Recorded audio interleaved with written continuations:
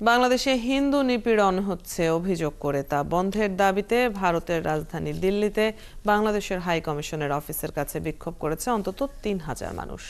মঙ্গলবার civil society of দিল্লির ব্যানারে এতে অংশ নেন রাষ্ট্রীয় স্বয়ংসেবক সংঘ RSS, বিশ্ব হিন্দু পরিষদ এবং বজরং দলের কর্মীরা।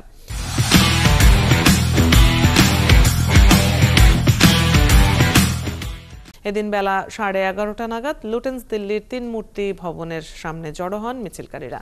সেখানে বিক্ষোভকারীদের আটকে দেওয়ার পর তাদের একটি প্রতিনিধি দল পুলিশ পাহারায় হাই কমিশনে গিয়ে একটি স্মারকলিপি জমা দেন। এতে সংখ্যালঘুদের ওপর আক্রমণ বন্ধ, তাদের জীবন ও সম্পত্তি রক্ষায় উপযুক্ত ব্যবস্থা গ্রহণের আর্জি জানানো হয়েছে।